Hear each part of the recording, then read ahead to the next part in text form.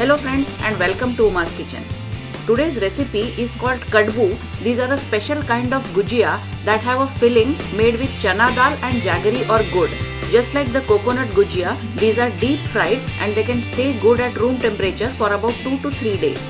So let us start making this delicious sweet dish. First, the ingredients.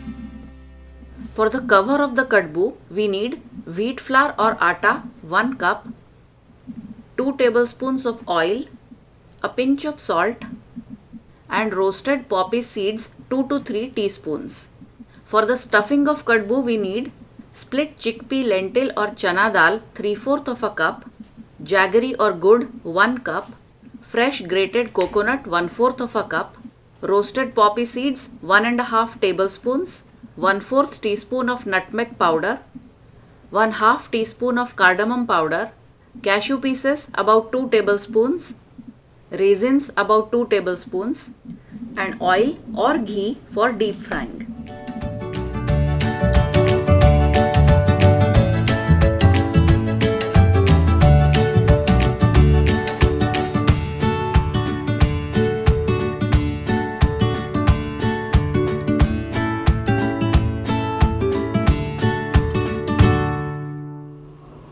First, I have washed this lentil a couple of times in water and removed all the water. Now to this, we are going to add 2 cups of water and cook this dal in the pressure cooker for 3 whistles. But remember, after 3 whistles, you have to reduce the gas to low, continue to cook for 5 more minutes and then turn off the gas. While the lentil is getting cooked, let us prepare the dough for the cover. Transfer the wheat flour to a bowl which can be used for kneading. Add little oil, little salt and then use water to knead this into a semi-hard dough. Add water slowly at a time and continue to knead. So here the dough for the cover is now ready. Cover it and keep it aside for 10 to 15 minutes. Now after 15 minutes, we are going to divide the dough into small, about 1/2 to 1 inch big parts. Roll each part between your palms and press to flatten. Keep it aside for some time again. And now let us go back to making the filling. So our chana dal is now nicely cooked. I am going to carefully pour out the extra water that is still left on the top. And this water can be used for making a special kind of Maharashtrian soup which is called katachi amti. It is often served with puran poli and can also be eaten with rice. So I am going to keep this water aside and use only this cooked chana dal for making the filling for Kadbu.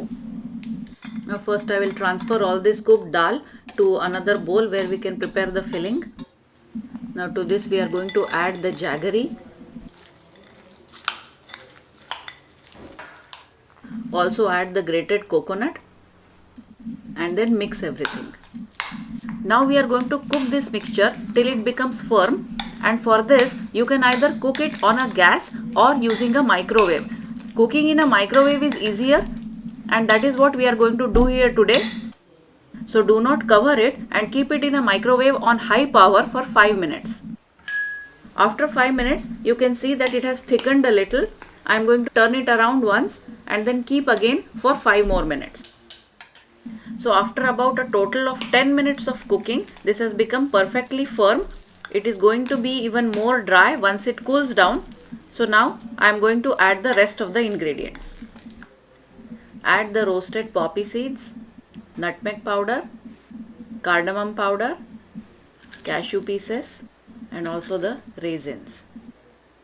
Now mix everything together and our filling is now ready. Allow it to cool down before you start making the Kadbu. Now keep the oil for heating. Now take one portion of the dough. Now I am going to press it into a plate of poppy seeds so that the seeds stick to it on one side and then roll it into a thin circle. So this side without the poppy seeds is going to be the inside of the Kadbu and the other side with the poppy seeds is going to show on the outside of the Kadbu.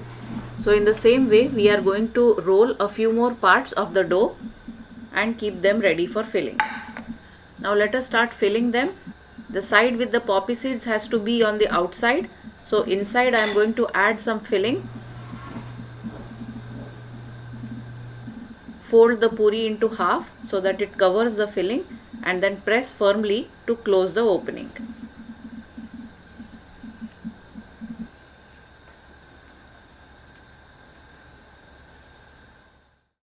Press it down firmly and then trim with a Gujiya cutter to make a nice design on the outside.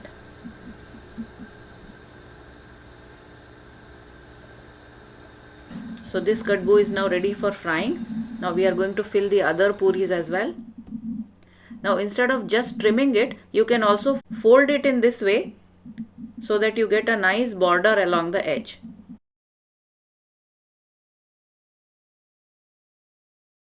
Just pull the edge with 2 fingers and then fold it inside.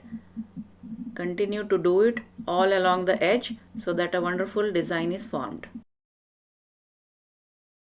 See, in this way, and you can use this method if you do not have the Gujiya trimmer with you. So my first batch of kadbu is ready for frying. Deep fry them on a low to medium heat. Keep turning them in between. And when they are a nice golden color, drain out the excess oil and remove on a paper towel. Repeat in the same way with the rest of the dough and the filling. So these wonderful kadbu are now ready to serve. You can serve them right away, or if you want to serve them later, you can allow them to cool completely and then store in an airtight jar. At room temperature, these can be stored for about 2 to 3 days.